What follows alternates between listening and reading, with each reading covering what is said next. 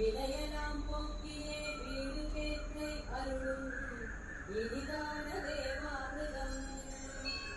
மழலைகள் பேசும் ஓர் குழந்தையாய் இளைஞனாய் கிழவனாய் தண்டு ஊடும் பழ